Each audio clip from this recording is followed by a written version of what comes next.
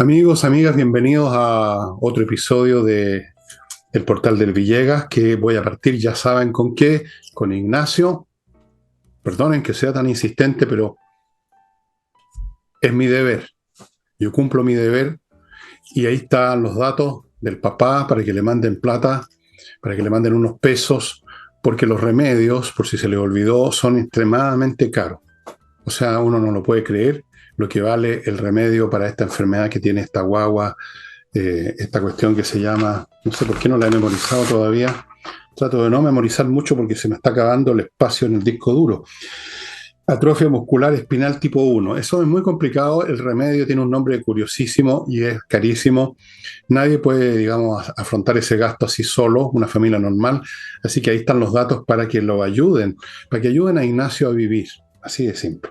Segundo, este jueves hay flamenco en el lugar de siempre, Casa del Jamón, Tenderino 171, estacionamiento al frente, se pasa muy bien. Reserve mesa para que esté, digamos, a todo cachete ahí, con una mesa servida, con platos, con trago, lo que usted pida. Si no hay mesas porque ya se reservaron, puede igual instalarse en una barra que es bastante larga y que está igual de cerca a los músicos, si es que también puede ir de todas maneras. Y tercero, ya saben lo que viene, mi libro Revolución, que se sigue yendo súper, súper, súper rápido. Eh, ya saben de qué trata, se los he contado otras veces, así que no voy a repetir. Y los libros que se nos agotaron, Tsunami, Julio César, estamos haciendo un esfuerzo para reimprimir unos poquitos, porque no podemos hacer mucho, para los interesados que todavía sabemos que quedan. En general, mis libros agotados, que nosotros se nos han agotado en nuestra bodega, ustedes a veces los pueden encontrar en Mercado Libre, pero a 10 veces el precio, 5 veces el precio. Ustedes verán. Así es que, Revolución, cómprenlo ahora, después van a tener que comprarlo a 10 veces el precio, etcétera. Vamos a entrar en materia con un tema que está existiendo hace un buen tiempo, es una frasecita y incluso un proyecto, un plan, toda una iniciativa del gobierno que se llama Buen Vivir, que resulta un poco chistoso considerando las situaciones que vive Chile. Resulta casi una burla, ¿no? Y yo creo que en algún programa pregunté qué significa buen vivir para ustedes o algo así. El hecho es que me llegó un WhatsApp que se los quiero leer completito, él no es muy largo, de un señor que me dice de dónde viene esto, porque parece ser que el buen vivir ni siquiera eso se le ha ocurrido a este gobierno, sino que lo copiaron, como han hecho con todo, de otro lado. Dice así: el concepto de buen vivir que invoca el oficialismo se inspira en la ideología de Evo Morales. No tenía idea. Y ese buen vivir pretende, abro comillas, vivir en armonía entre la Pachamama y todos los seres vivos. Esa filosofía contrasta con la realidad. Bolivia tiene récord mundial en femicidios y han arrasado con los bosques amazónicos para plantar la hoja de coca. Esa es la Pachamama en versión Morales. Continúo. Hay que reconocer que esta doctrina ha permitido mejorar el buen vivir de los miembros del partido, los cuales se han podido enriquecer descaradamente. Hay miles de ejemplos. El último caso fue el ministro del Medio Ambiente de Bolivia, un dirigente indígena que cobraba coimas para las concesiones y en los últimos años se pudo comprar más de 50 propiedades. Ahí está la Pachamama, todo dar. Continúo. Asimismo, cabe mencionar que en el marco de la filosofía del buen vivir se ha promovido la legalización de la hoja de coca, supuestamente por sus valores nutricionales y su significado ancestral. Eso, el significado ancestral sirve para todo. Cuando en realidad es muy sabido que es fundamental para la elaboración del clorhidrato de cocaína. Asimismo, este buen vivir fue un plan del gobierno del expresidente ecuatoriano Rafael Correa y está incorporado en su constitución. Para que vean ustedes que hasta eso lo copian, porque como dije, creo que ayer o anteayer, no sé, la inspiración de nuestros próceres en el gobierno viene de afuera, o viene de folletos, o viene de instituciones internacionales, o viene de ciertos magnates que están metiendo plata en muchas cosas, de ahí viene. Y ahora, Nicole. Sí, no, solo unos comentarios. El Plan Buen Vivir es un plan para la macrozona sur, no es el plan Buen Vivir a nivel nacional. Entonces, Sí, sí. hacemos el link con respecto a lo que te escribió el auditor. Efectivamente, uno puede sacar conclusiones con respecto a la frase, porque cuando la ex ministra Siches, esto fue un plan improvisado de la ex ministra del Interior, Isquia Siches, que no le resultó su visita al Gualmapu, como le decía ella, ese territorio liberado, como le dicen en el oficialismo en Temucucuy. Y entonces, después de una serie de fallidos intentos por hacer una política distinta, como ellos hablaban de diálogo, hablar con todos y de Gualmapo, etcétera, es que saca bajo la manga este plan Buen Vivir. Y este plan Buen Vivir, efectivamente, tiene que ver tiene un nexo, como todo lo que hace este gobierno, con algunos planteamientos de otros presidentes de izquierda. Yo no lo llamaría principio como Evo Morales, porque yo no sé si tiene principios, pero sí tiene algún tipo de similitud, digámoslo así, para poder hablar de la Pachamama, etcétera. No es que Isquia Sichel y el oficialismo en ese minuto, cuando se sentían totalmente mayoritarios con su discurso, hablaban efectivamente de estas situaciones ancestrales, etcétera. Ese famoso plan Buen Vivir. A todo esto, entre paréntesis, si ustedes hacen o quieren hacer alguna analogía, como por ejemplo lo hizo el auditor, hay una serie de otros proyectos, quizás todos tienen analogías con otros presidentes de izquierda, principalmente con el Podemos de España, no tiene que es el principal referente del Frente Amplio y de este gobierno, y también, por ejemplo, el famoso gas a precio justo. El famoso gas a precio justo con el presidente, con el ministro Jackson vestido de rosado, justo, con el balón de gas. Si ustedes quieren, búsquenlo en Google porque es muy fácil de obtener la información. Fue uno de los principales planes en su primer momento de Hugo Chávez, donde todo lo que hacía con intervención estatal le llamaba justo de partida, y principalmente y puntualmente con el tema del gas, él lanzó el plan del gas a precio justo para todas para las familias venezolanas, un plan que después de financiado, bueno, y ahí Venezuela tomó otro curso, por lo tanto es muy difícil conocer las cuentas de Venezuela, pero lo que hace el auditor es un ejercicio interesante para saber desde dónde vienen las ideas de este gobierno. Y este gobierno tiene una mixtura, creo que lo hablamos la semana pasada, pero no específicamente esto, entre ideas de izquierda populista. Muy poco se pronuncia la palabra populismo acá, como que no, el presidente no es populista. Si usted lee su programa de gobierno como transporte gratuito, que todavía no lo vuelve a renacer, son proyectos populistas. Tú no puedes ofrecer cosas gratis ni justas a precio justo sin endeudar a la nación, o por lo menos con las finanzas como están. No hay ningún proyecto o idea de este gobierno que sea original. Dudo que algún gobierno lo tenga, pero principalmente son proyectos que hizo una mezcolanza entre presidentes de izquierda, de la primera ola de izquierda, y entre esta cultura progresista. Un auditor, Fernando, me escribió y me dijo que no habláramos de progresismo porque progresismo tiene que ver con progreso, y no es así, porque hay una Regresivo. cultura progresista de izquierda, independiente de que la palabra signifique otras cosas. Y esta cultura woke, algunos le dicen woke, pero no se dice así, con estas agendas identitarias. Eso es el gobierno, no es más que eso. Sí. Bueno, yo voy a seguir a pesar de lo que diga este caballero hablando de progresismo, porque ismo es lo que cambia las cosas. El progreso, ¿quién va a estar en contra de que progrese la técnica, la ciencia, las costumbres, la economía? Pero cuando se convierte algo en ismo, ya pueden ustedes adivinar que va a convertirse en una caricatura, en una tontería. ¿De dónde vienen estas ideas? Bueno, vienen de otros presidentes, pero a su vez, ¿de dónde vienen las ideas de esos presidentes? Ahí al final del recorrido, si uno investiga, hay un fondo común, un baúl de la época de nuestros tatarabuelos, donde están ideas marxistas, añejas, roñosas, un catálogo de idiotismos de todo tipo, buenismos, como lo llaman ahora los idiotismos, aspiraciones, sueños de adolescentes o de escolares, estos que miran el mundo como si fuera esto una fantasía de Walt Disney. De ahí vienen. No, ni siquiera tampoco la inventó Evo Morales o la inventó Chávez. Eso viene de ese catálogo común que quién sabe quién inventó, probablemente nadie, sino que se fue formando por su cuenta. Y el resultado de esto es un fracaso. Otro visitante de este programa me comentaba me preguntaba por qué cree usted o que los gobiernos han estado siendo, los gobiernos izquierdas han sido derrotados en tantas partes, España, todos los países que nombré el otro día.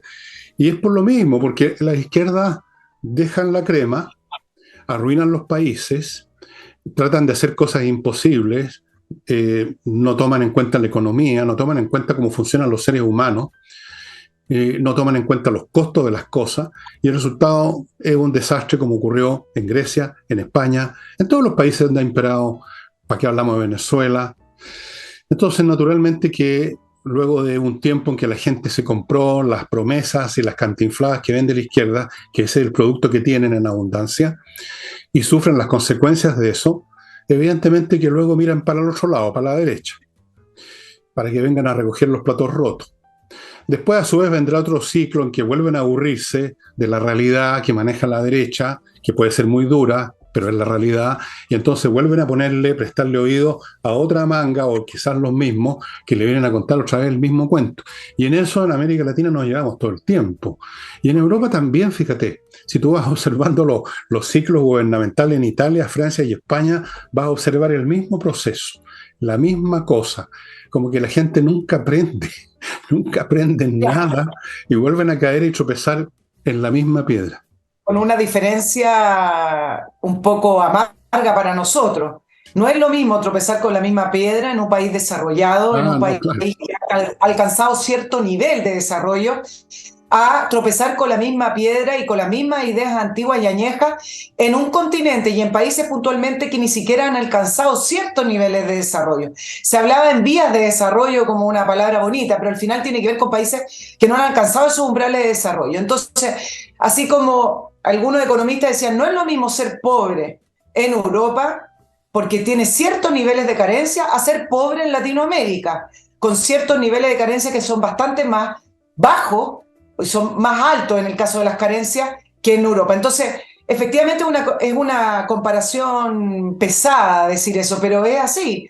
Hay países que tienen, quizás lo podemos poner en otros términos, una línea de crédito más alta, más grande, y esos son los países desarrollados donde cuando se equivocan no se sienten, pero se sienten en menor medida los tropiezos.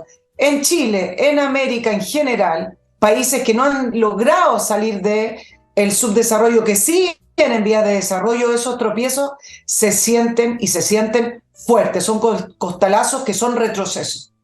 Fíjate que Chile estaba en vías de desarrollo y ahora volvimos al subdesarrollo, al subdesarrollo clásico.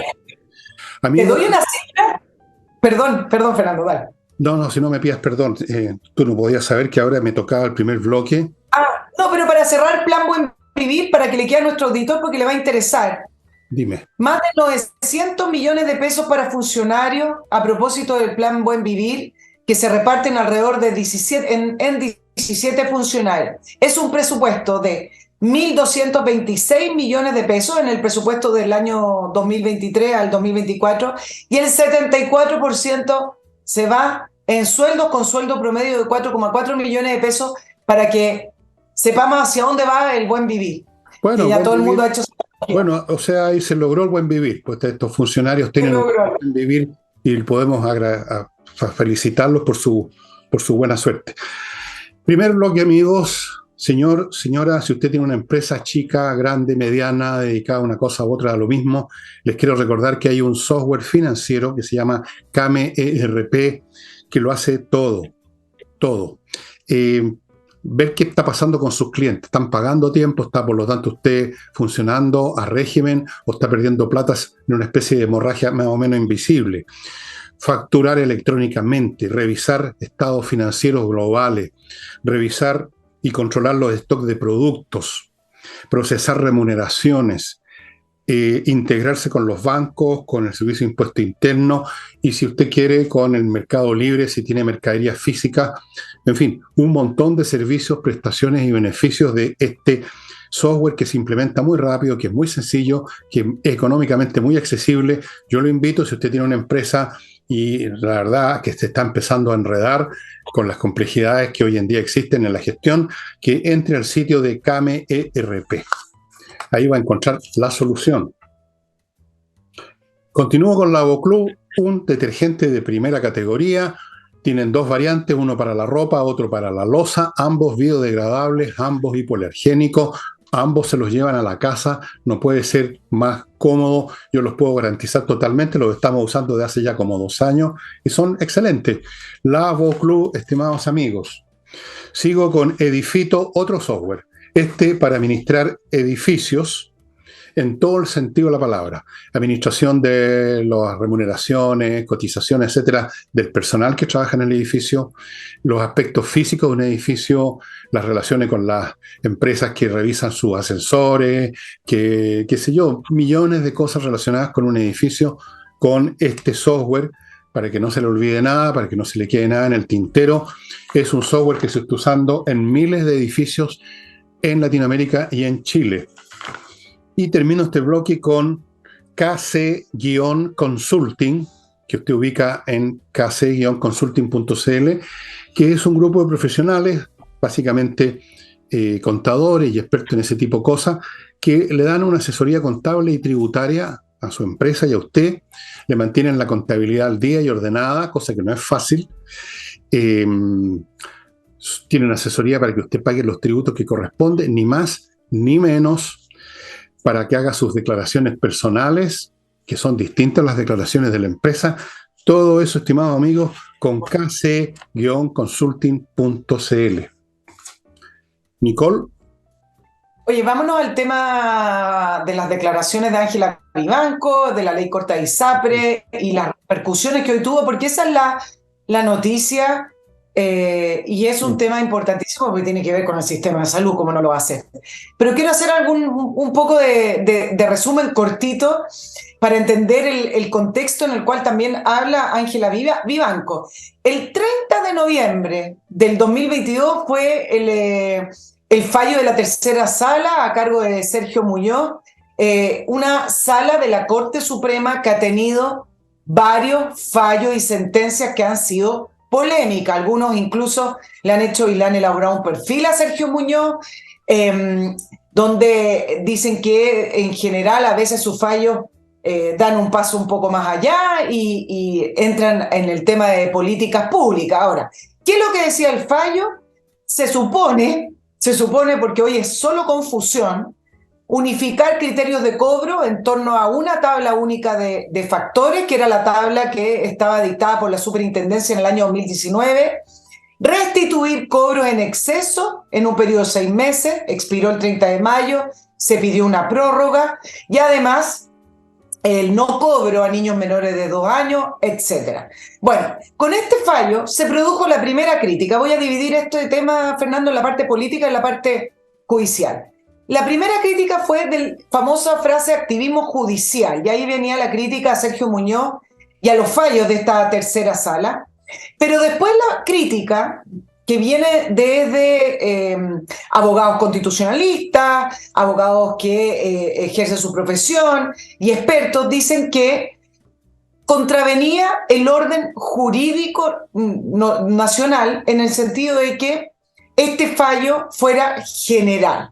Es decir, nunca en Chile los fallos tienden a ser generales, sino que más bien su sentencia tiene que ver con los demandantes. Y acá es donde se produce este enredo cuando Ángela Vivanco, en esta entrevista, dice que efectivamente el fallo tiene que ver con la restitución de los excedentes con quienes demandaron. ¿Y por qué se produce el enredo, Fernando? Porque el fallo habla de los afectados. Y acá viene el tema de la interpretación. Para Ángela Vivanco le preguntaron quiénes son los afectados, no le hicieron la pregunta tal cual como yo se las estoy diciendo, pero lo estoy simplificando, y ella dice que los afectados son los demandantes. Para el gobierno, la interpretación que hizo del fallo tiene que ver con que los afectados son todos los afiliados a la ISAPRE, y ahí está el meollo del asunto. Ahora, ¿cuál es el tema? Ángela Vivanco vino a responder en esto de un mes que venía esta crítica diciendo, ojo, que la Corte Suprema está pasando por alto el ordenamiento jurídico. Es decir, inconstitucional en Chile extrapolar un fallo de modo general y no de modo particular con respecto a los demandantes. ¿Qué pasó hoy? El presidente de la Corte Suprema le quitó piso, dijo que era una opinión, dijo que eran declaraciones de ella y que solo le compete a la tercera sala pronunciarse. El punto que ningún medio del visto que lo haga es que Ángela Vivanco estaba de ministra suplente de la tercera sala. Ella no habló como vocera de la Corte Suprema, sino que habló en su calidad de ministra suplente de la tercera sala, y eso me parece que es un dato importante y que nadie ha destacado y que nadie lo ha puntualizado. ¿Y qué es lo que responde Ángela Vivanco? Vivanco hoy responde también a lo que respondió el presidente de la Corte Suprema, diciendo que lo tiene que aclarar la tercera sala y que ellas simplemente fueron parte de una entrevista donde se le pregunta algo puntual. Y me parece que efectivamente sí hay un cambio de criterio en el caso de que Ángela Vivanco y la tercera sala continúen en esa respuesta. Y dos, que la Corte Suprema en esta tercera sala se metió en un enredo de interpretaciones, y además que llevaba mucho tiempo haciendo ciertas sentencias que algunos le decían, ojo, que se está pasando del ordenamiento jurídico. Eso es desde el punto de vista jurídico. Pero hay un tema político, ¿no es cierto? Dime, Fernando. No, Tú ibas a hablar. Siga. El tema político es más interesante aún, porque me parece que con la aclaración de Ángela Vivanco, y si efectivamente la tercera sala se pronuncia en esa línea, transparenta un poco la posición del gobierno, es decir, le quita el piso al argumento del gobierno, que ¿cuál ha sido? Tenemos que hacer cumplir el fallo. En la ley corta, lo único que dice el gobierno es, nosotros no tenemos la culpa, tenemos que hacer cumplir el fallo. Bueno, ¿cuál fallo? El fallo como lo interpretó el gobierno, es decir, devolverle los excedentes, que eran alrededor de 1.400 millones de dólares, a los afiliados por los cobros en exceso. Esa fue la interpretación que hizo el gobierno, y cómo sustentó esa interpretación o su ley corta diciendo hay que respetar el fallo, los fallos no se comentan, los fallos se cumplen. Bueno, si esto sigue así jurídicamente, le quita el piso político al gobierno, porque el gobierno no puede seguir adelante con esa ley corta, porque la ley corta, también contrario a lo que dijo la ministra Tobá, que dice que habla de mecanismo, no es verdad. La ley corta lo único que dice es que le da plazo a las ISAPRES para presentar un plan de pago para todos sus afiliados para devolver esos excedentes. Por lo tanto, no es correcto o no es exactamente la verdad, como le gusta decirlo, lo que respondió la ministra del Interior. Entonces, el fallo, quitándole ese piso, viene a transparentar la posición del gobierno, que no le interesa que sobrevivan las ISAPRES y que tenía como una herramienta política este fallo para poder llevar a cabo de una manera quizás distinta, con un método distinto, el poder tener un seguro universal con el 6% de todos los chilenos. Bueno, aquí hemos dicho 1.000.000 de veces que esa es la intención del gobierno. Lo dije ayer, lo he dicho otras veces, lo hemos dicho 1.000.000 de veces, que le interesa echar abajo, y que, para usar una expresión mía, que usaron tan felices de que el Tribunal Supremo estaba sacando las castañas con sus propias garras en vez de ser el gobierno. Ahora, la ministra Tobá lo que ha hecho no es tanto faltar a la verdad como decir las cosas hasta la mitad, porque efectivamente es un mecanismo hasta cierto punto el determinar plazo. Lo que pasa es que restó la parte del todos, que todos entran. Ahora, es evidente que la justicia no puede involucrar en un fallo a todo el mundo, porque entonces está cumpliendo el papel del legislador, pues. Solamente las leyes se aplican a toda una nación. Para eso son las leyes. Las resoluciones de una corte tienen que ver con los procesos judiciales que suponen un demandante y un demandado. En este caso los demandantes son algunos, 700.000 usuarios de las ISAPRE, y los demandados son las ISAPRE, no sé si las que demandaron concretamente incluso. Tampoco entiendo que hayan demandado al sistema, demandaron a la ISAPRE en que ellos están cada cual. Así que ese es otro punto que habría que hacer. En cualquier caso, esto podría servir para acotar las cosas, para quitarle piso al gobierno, como dices tú. Yo no sé qué piso se le va a quitar si nunca lo tuvo, no han tenido nunca piso político, no tiene piso político ni siquiera entre sus propios partidarios hoy en día. Y como dije ayer, y yo creo que tú estarás de acuerdo, es tan complicado esto, hay tantas interpretaciones y reinterpretaciones que no sabemos a dónde va a terminar esta cuestión. Lo que sí está claro es que el señor Muñoz, que me parece y me recuerda a ese juez que salió de rojo en un tema con los mapuches, es uno de estos tantos personajes que entraron al sistema judicial con el ánimo de salvar la justicia de las iniquidades del régimen de Pinochet. Y llegaron como la caballería a rescatar la justicia tal como ellos la ven. Porque realmente un juez no puede ir más allá de las personas que están demandando, que son demandados. No puede, no está en la naturaleza de la justicia hacer eso. Así que evidente que el gobierno abusó. Yo creo que ni siquiera se dieron cuenta. Yo ni siquiera creo que sea una pillería del gobierno. Creo que simplemente no les da el mate para darse cuenta de las cosas. Se agarraron precipitadamente el asunto, como hacen con tantas cosas, y meten la pata, pero tupido y parejo, y se lanzaron, dijeron, esta es la nuestra para liquidar las ISAPRE. Pero resulta que no examinaron este pequeño detalle, ¿no? Que el señor Muñoz simplemente, yo no sé si se equivocó o trató de pasar el tejo pasado, pero el señor Muñoz, siendo miembro, y eso es increíble, de la Corte Suprema, violó el principio más elemental de la justicia, que es el que los juicios competen solo a los que entraron en la demanda y competen al demandado y a nadie más. La justicia no crea leyes. Punto. Pero mira cómo es la historia, y diciendo las cosas por su nombre. Primero el gobierno no quiso actuar, esperó hasta el final, por lo tanto estaba enredado con este fallo que es de noviembre del año 2022. A puertas que se venciera el plazo, la ministra Aguilera estaba elaborando un plan para poder ver una salida que sea viable financieramente para la ISAPRE. Esto no tiene que ver con perdonazos, tiene que ver con situaciones reales, que sea viable para que el sistema siga funcionando.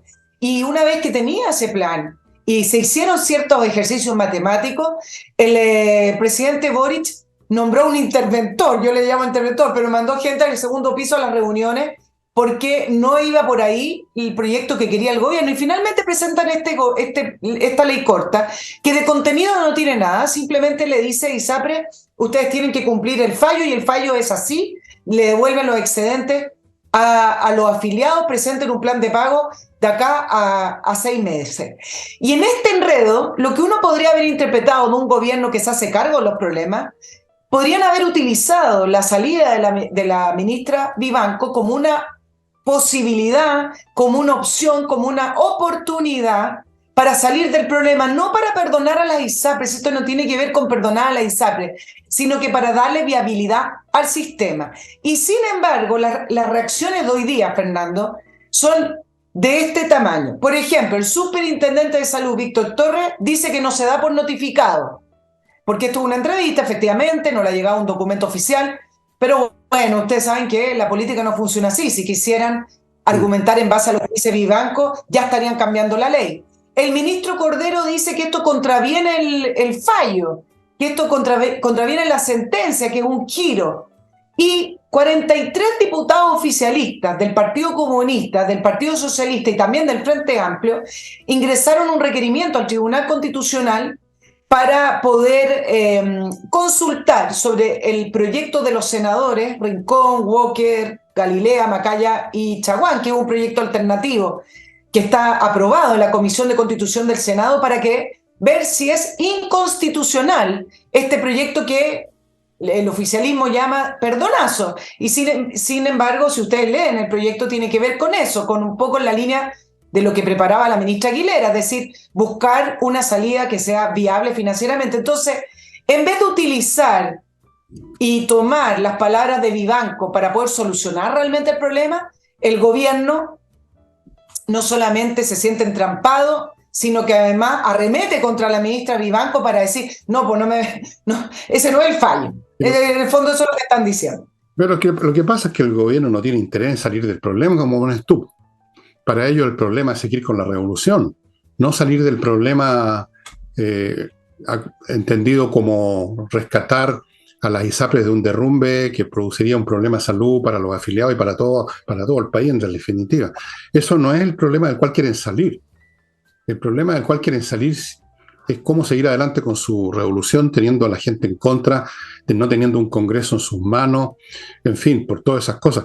Por eso que esas conductas son las que tú estás describiendo, no tenían interés en aprovechar esto. Puede ser que eventualmente, si las dificultades son muchas y ven que se le viene un tren encima, van a encontrar una manera de salvar las ISAPRES y de que salvar el problema, porque aquí no se trata de salvar las ISAPRES, se trata de salvar el país, básicamente. Cuando los problemas son tan grandes, ¿cuántas veces lo hemos dicho? Esto no es un perdonazo cuando ya afecta a instituciones y áreas completas de la actividad humana. No, esto no es un perdonazo. Decir eso es una estupidez de arriba abajo, una estupidez propia del sector por lo demás. Pero ellos quieren seguir adelante en esto y en todo, y por eso que están haciendo lo que tú dices, atacando a Vivanco, atacando a medio mundo. Son así, no tienen remedio. Hay gente que todavía cree que hay un socialismo democrático, que hay un socialismo no tan democrático, que hay gente que va a entender, que es un tema de experiencia. No, péguense al cachofazo una vez por todas. Esta gente, de una manera o de otra, con distintos temperamentos, pero no con distintas almas, quieren seguir adelante. Y lo van a intentar con medios lícitos o ilícitos. Yo ya sé que dentro de la moneda hay algunos que están acariciando la idea de gobernar sin Congreso, con decretos o con algún otro mecanismo de ese tipo. Lo que intentó Allende y que le salió mal, como todos sabemos. Y ahora voy a otro bloque,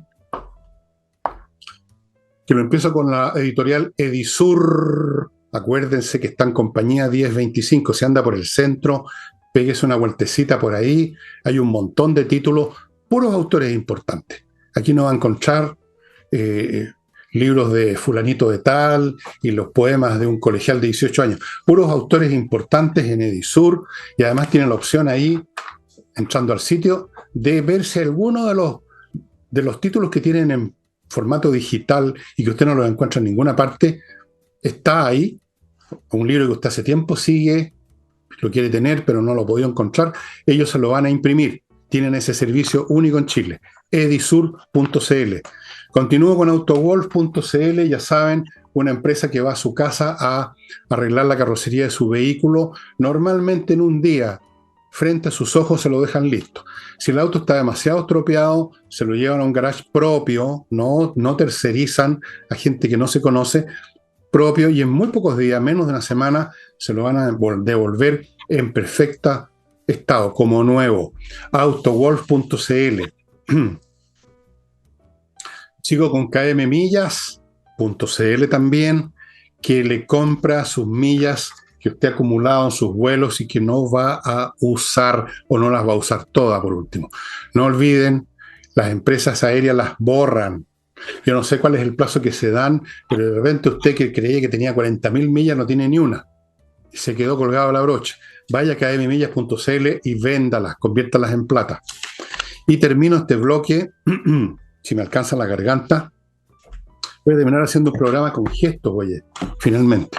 Torch, que pone a su disposición linternas que yo le he mostrado ya varios modelos, increíbles por su resistencia, porque tienen una capacidad lumínica impresionante, porque son resistentes al agua, porque tienen una autonomía propia en el sentido que su batería usted la recarga en su casa, enchufándola al computador o a donde sea, se cargan fácilmente, rápidamente, y la fuerza que tiene la luz, incluso de las linternas más chicas, una que tengo en el bolsillo, es impresionante.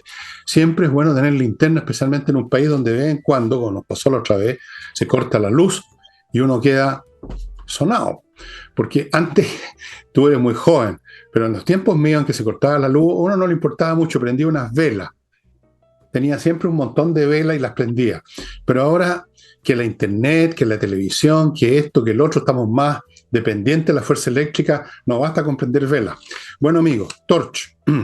Volvemos con Nicole. Sí, vamos, Fernando, a revisar un poco el tema de la cuenta pública, porque el fin de semana y hoy todavía están las bajadas y están los análisis. Hay muchas cosas que se han repetido, pero primero me voy a referir a una frase que los ministros han estado repitiendo, hoy día lo han estado repitiendo y que me parece que tampoco se cumple. El presidente Boric dijo que ellos han reordenado sus prioridades y dijo fuerte y claro que las prioridades de la gente son las prioridades de este gobierno. Aplauso. Bueno, el punto es que hay que leer la bajada. Ya nos estamos acostumbrando, ya estamos conociendo al presidente, ya lo conocimos. Y el presidente de este gobierno dicen una cosa y hacen otra cosa. Me parece que el tema de la credibilidad se le está agotando si es que la tiene, y va a terminar siendo un problema endémico para este gobierno y en algún minuto, porque efectivamente hoy día las encuestas reflejaban un aumento en la aprobación del presidente, pero el tema de la credibilidad y de seguir diciendo cosas y hacer lo contrario, va a ser otra, va a terminar pasando la cuenta, ya ni siquiera una cuenta pública, que hace que todos los presidentes... Claro, mucho show, pero todos los presidentes, hoy día comparaba, por ejemplo, el mismo presidente Piñera, que tenía una aprobación paupérrima después del año 2019, después de las cuentas públicas también subía. El tema es cuánto de eso va a poder seguir ocurriendo para el presidente Boric cuando realmente la gente entienda y conozca que una cosa son sus discursos y otra cosa es que hace políticas y su gobierno va hacia otra dirección. Por ejemplo, vámonos con el tema de las prioridades. Dime, Fernando. Vámonos a muchas cosas, pero antes de que te vayas a otra cosa, te quiero preguntar si él dijo exactamente la frase prioridades de la gente. Sí, eso lo dijo, lo dije textual, entre comillas. Prioridades de la gente, ¿eh? Ok, sigue nomás, después voy a comentar eso. Sí, vamos entonces con las prioridades. Porque... Primero, que las prioridades ahora pasan solo por la reforma tributaria, que fue lo único que quedó claro después de las 4 horas de discurso donde habló mucho y no dijo nada. La reforma tributaria hoy es la nueva constitución, donde si no se la aprueba no hay gobierno, es decir, el presidente Boric no entiende lo que es gobernar. Es decir, antes necesitaba la constitución y yo creo que sí, que efectivamente necesitaba la propuesta rechazada para gobernar en base a su programa. Yo creo que ahí efectivamente se cumplía. Pero hoy en día, que diga que necesita la reforma tributaria prácticamente para gobernar, porque eso fue lo que recalcó, no lo dijo así, pero recalcó reforma tributaria, reforma tributaria, reforma tributaria, significa que no entiende finalmente lo que es gobernar. Y entonces, vámonos con el tema de las prioridades, porque cuando nombró la reforma tributaria, ¿qué es lo que nombró? Nombró el CAE, ya voy a decir la aclaración de Marcel. Nombró la deuda histórica de los profesores, que dicho sea de paso, la Contraloría ha emitido varios dictámenes con respecto a la deuda histórica de los profesores diciendo que no existe, que no hay deuda histórica. Habló de, además, unos centros para atención de abuso sexual. Habló de una serie de otras situaciones que, entre paréntesis, no necesita una reforma tributaria para poder hacer estos centros, necesita un reordenamiento de gasto, que es distinto. Entonces, cuando habla de sus prioridades, primero da esa frase que suena muy bien y que ahí los analistas y la socialdemocracia y la socialismo democrático dicen, el presidente moderado, sí, cambió la agenda. Eso no es verdad. También habló de otra serie de proyectos que no pasan ni siquiera por la reforma tributaria, como la eliminación de la tarifa de invierno. Y acá yo quiero hacer 3 puntitos, Fernando, para que tú me comentes sobre las nuevas prioridades. Dime. No, estaba pensando en eso de las prioridades de la gente. ¿Cuáles son las prioridades de la gente? Las prioridades de la gente yo creo que no tienen nada que ver con las prioridades del gobierno. Las prioridades del gobierno es hacer la revolución. La prioridad del señor Boric es obedecer los mandatos de sus patrones, el Partido Comunista. Las prioridades son las cosas minúsculas y fantasiosas que tú mencionaste, pero ¿dónde están las prioridades de la gente? Son seguridad, en primer lugar, Todos los días aquí tenemos baleos, acuchillamientos, robos, asaltos, portonazos, encerronas. La prioridad de la gente es que no haya inflación o que disminuya, que haya crecimiento para que ellos obtengan pega. Esas son las prioridades de la gente que según yo entiendo. Las prioridades de la gente es vivir en un país normal. Las prioridades de Boris son completamente diferentes. Yo creo que ya no sé si vale la pena escuchar y comentar lo que dice Boris, francamente. No, francamente te digo, y entrar al detalle, que dijo esto, pero después dijo esto otro. Yo creo que ya sobrepasó todo límite de... Nunca fue creíble. Para mí un personaje como ese es simplemente un dirigente escolar que nunca creció, que se quedó en el nivel de las frases generales, de los grandes principios que no son más que palabrería, del cantinfleo, de el ceño adusto para tratar de imitar una copia bastante patética de Salvador Allende, otra copia de Fidel Castro hablando horas de horas de horas. Yo no sé si vale la pena comentar lo que dice allá Ori. Yo creo que es un personaje intrascendente, honestamente. Yo creo que es un tipo que habla y habla, que no sabe lo que está diciendo. Un tipo de una inteligencia tan mediana que da pena, porque yo he conocido personalmente a un montón de presidentes. Conocí a Piñera, conocí a Eduardo Frei, conocí a Patricio Erwin, conocí a Salvador Allende. Era más cabro, pero lo conocí. Eran personas pretty smart, digamos, por arriba del promedio en algún nivel mayor o menor, pero este fulano, no sé, pero si quieres seguir comentando lo que dice Boris. Pues vamos a seguir, pero no desde ese punto de vista. Porque poco se ha concentrado la atención en estos tres grandes anuncios que hizo el presidente, pero ¿en qué contexto los dice?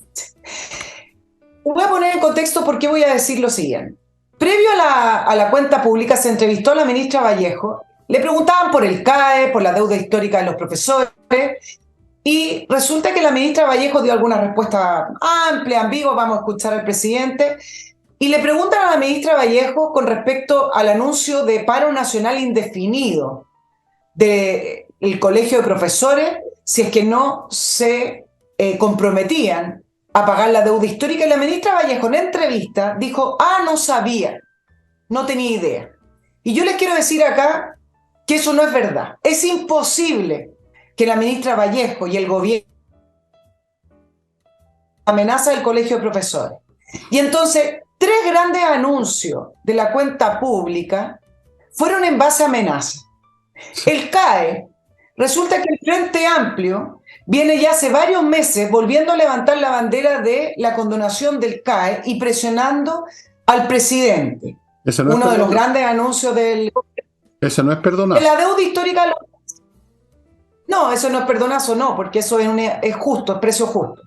Es una deuda del Estado, dijo el ministro Ávila. Esto es un problema de Estado.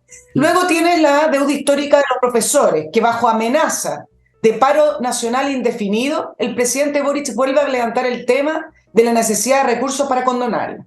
Y luego tiene el tema de la tarifa de invierno, la eliminación de la tarifa de invierno, que quedó ahí, porque habló tanto que al final todo fue quedando en el aire, pero que tiene un tema político. Hay un proyecto de ley que fue ingresado por el Partido Comunista, liderado por Carol Cariola, para eliminar la tarifa de invierno. Carol Cariola también ha sido una de las precursoras de los retiros. Es una persona que ha estado enfrentando al gobierno, que era cercana al gobierno, pero que desde el Parlamento la ha estado enfrentando.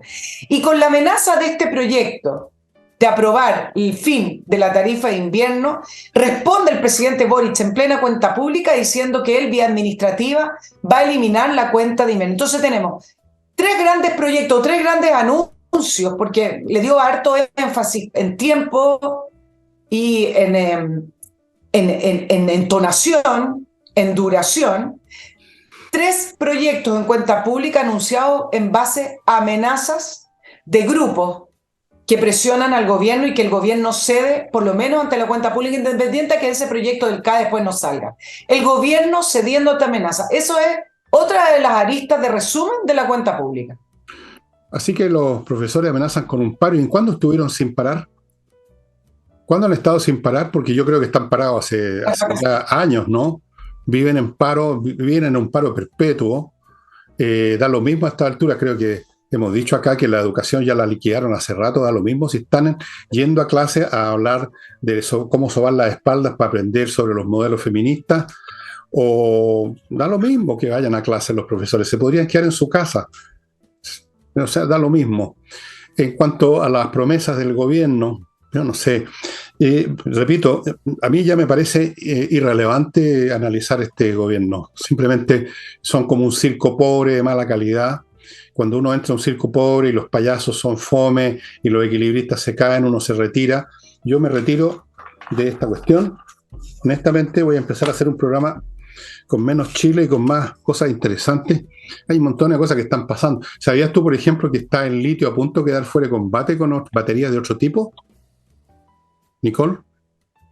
No, sí, sí, lo sé. Claro, la nueva viga maestra de la economía de estos genios resplandecientes que van a tener se está acabando. El litio, ya hay varias, yo he seguido esta cuestión porque sé leer, fíjate, puedo ver en el computador, leer en Google, las revistas científicas y un montón de cosas.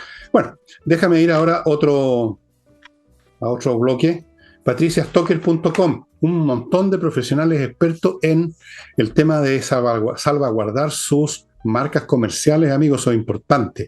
Ellos la registran la marca, la protegen después, la renuevan cuando se necesita, y todo esto no solo en Chile, sino también en el extranjero.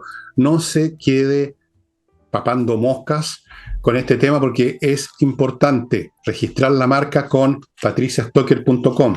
Continúo con Remodeling, que les remodela su casa, su departamento con profesionales, no con maestros chasquilla, con profesionales de la pintura, del piso, de la arquitectura, también si es necesario, con mueblistas, etc. No está obligado a ocupar los servicios completos de remodeling, hacer todo eso. Cualquiera de esas cosas, independientemente, tienen profesionales. Continúo con el Learning Group, donde usted va a recibir clases de emprendedores exitosos y no de cantinflas. Esta gente son emprendedores que les ha ido bien, le dan clases a otros emprendedores que quieren que les vaya bien y están dando un curso ahora, o va a partir en estos días, para ser un buen rematador y luego hacer rematador de propiedades y luego ponerlas en venta, remodelarlas, cómo hacer negocio con el remate de propiedades. Es muy interesante, tiene muchos aspectos.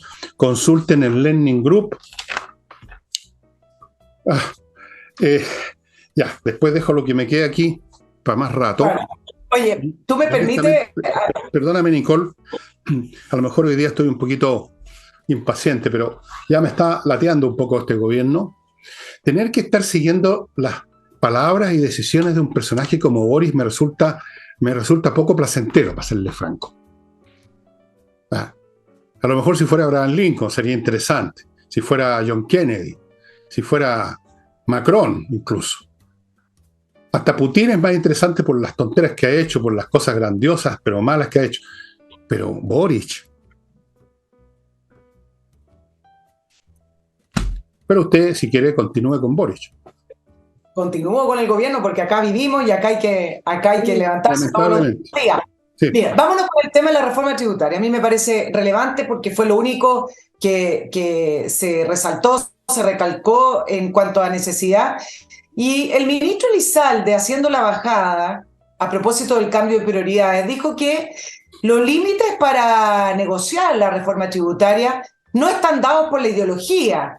Pero resulta que cuando se hace este anuncio, un presidente responsable le da la bajada a la reforma tributaria, y es lo que ha hecho Sebastián Piñera, lo que ha hecho el presidente Lagos, lo que han hecho los otros presidentes. Por lo menos dice cuánto pretende recaudar y qué es lo que pretende gastar, ¿no es cierto? Pero resulta que como habló tanto y tan ambiguo y habló del CAE todo, y la bajada ahora resulta que no tiene que ver la reforma tributaria con el CAE.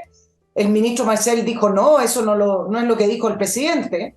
No tiene que ver con una serie de cosas que habló el presidente. Entonces uno se pregunta, bueno, ¿para qué quieren la reforma tributaria? Y eso es lo que no está claro, porque resulta que hoy día el ministro Marcel dice que los acuerdos con la derecha, con la centroderecha, pero necesitamos un nuevo pacto fiscal, y habló de 4 principios. Entonces dijo que primero hay que llegar a acuerdos con los principios que debe tener el pacto tributario o la reforma tributaria. Después pongámonos de acuerdo con las necesidades y prioridades del gasto. Después, cuánto de esas necesidades y prioridades se gastan con la eficiencia del Estado. Y después, ¿qué vamos a modificar del sistema tributario y para qué? Entonces, ¿para qué quieren la reforma tributaria si ni siquiera saben en lo que le quieren gastar? Entonces significa que la reforma tributaria pasa por un tema ideológico, pasa por decir, le sacamos a los ricos para entregarle a los pobres, y no pasa por un contenido, sino que simplemente pasa por un eslogan, que es lo que es su ideología. Entonces, a medida que han hecho más la bajada de la reforma tributaria, más confuso queda para qué quieren más plata. Y en segundo lugar, Fernando, que me parece que poco se habla de esto, las reformas tributarias siempre parten de un supuesto, y el supuesto es en un escenario económico, por ejemplo, como el actual, que no es bueno, es pésimo, pero como el actual. Pero ya introduciendo en el mercado o en el escenario económico una reforma tributaria, ese escenario cambia completamente. Por lo tanto, el supuesto de cuánto puede recaudar una reforma tributaria termina sin cumplirse, como lo que le ocurrió a Michelle Bachelet, porque las variables tienden a bajar, a decaer, a decrecer, y por lo tanto terminan sin recaudar lo que esperan recaudar.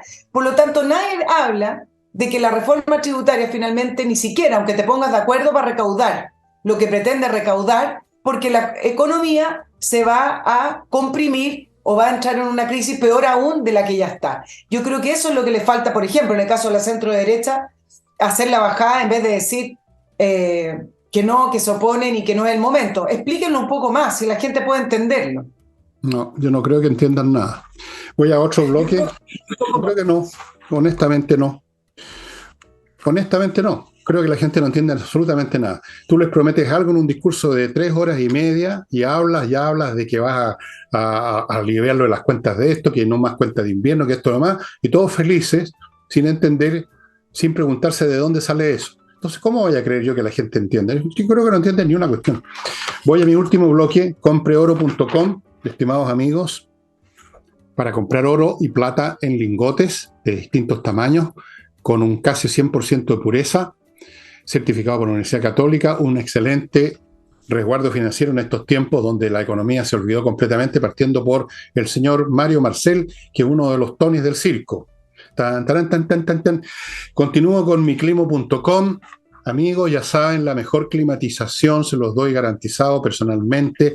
Estoy con esta cortavientos chiquitita porque les da frío a algunos de los visitantes del canal, si no estaría con manga corta con esta cuestión. Y continúo con Hey, Ángel Hey, el mejor corredor inmobiliario de Chile, punto, el que vende. El señor Marcel es un caso bien patético, porque era un hombre que tenía cierta... concitaba respeto de parte de sus pares, de otros economistas y gente de ese tipo, y yo creo que ahora se ha convertido en una figura lamentable. El gobierno piensa esto, el gobierno piensa lo otro, presentando cosas que sabe o debiera saber que no funcionan. Pero, ok, todos los días se disparan en el pie, todos los días presentan ideas que no funcionan y no las logran hacer funcionar, y si las logran hacer funcionar, tampoco funcionan. Y yo me estoy preguntando ya cuándo esto termina. Porque no me puedo imaginar como un avión que fuera piloteado por un enfermo mental o por un mono tití. La pregunta sería, ¿en qué momento se estrella el avión? No para dónde va, cuáles son los planes de navegación, va a aterrizar en las Islas Fiji o va a Nueva York. No, uno se pregunta, ¿en qué momento se cae esta hueá? Eso es lo que uno pregunta. Yo me estoy preguntando eso. ¿En qué momento este gobierno de incapaces, fantasiosos, tú dicen ideológico, ni siquiera es ideología, son fantasías infantiles, cuando este gobierno genera ya una crisis tan patagüina que no puede continuar? Porque tal como están las cosas, aunque parezca inimaginable ahora, va a ocurrir. Amigos, se los predigo con la misma tranquilidad con que predije muchas cosas en libros y todo. Esto simplemente tiene un límite. Tanta torpeza y tantos errores tienen un límite. Yo no sé si ese límite es entre años más o antes, por algunos de los mecanismos que estudio en el libro Revolución, que se los recomiendo porque ahí pinto 5 distintos escenarios. Y uno de ellos solamente es el que todos ustedes imaginan respecto a que el gobierno llega tambaleándose a 3 años más. Yo creo que puede terminar antes, por renuncia o por algún tipo de crisis política en gran escala, porque este nivel de errores finalmente cobra, pasa la factura a Nicole. Así que eso. No, Y el escenario que puedo imaginar más bien es más tradicional. Yo creo que los países no desaparecen, los no, yo países digo que desaparece Chile. Yo no no, digo no, que Chile va a voy a desaparecer. terminar. Los países, los países ahí están, su gente ahí está. Lo que sí, los países pueden seguir decreciendo, los países se pueden seguir arruinando y se Oye, puede seguir excavando profundamente. Yo pienso que en esta línea, sin un gobierno que cambie de rumbo, que lo dudo, porque ellos creen en sus principios, ellos creen en su agenda, creen en su programa de gobierno como una Biblia y porque sus socios de gobierno, el Partido Comunista, está muy cómodo con ese programa de gobierno que intentará implementar de distintas maneras. Por lo tanto, un cambio de rumbo muy difícil. Pero efectivamente yo lo veo un poquito más tradicional, sino que con un país que llega al 2025 más arruinado, bueno, decreciente y con situaciones en crisis bastante más profundizadas, porque aquí bajo la ya línea es. Yo no he dicho no nunca, creo que la persona. yo no he dicho que el país se va a acabar, por supuesto que no, pues los países siguen. Haití sigue funcionando, pero miren cómo funciona. Venezuela sigue existiendo, pero miren cómo existe. Yo no digo que el país va a desaparecer, se va a desvanecer, todos vamos a irnos a otra dimensión para quedar pelado el territorio.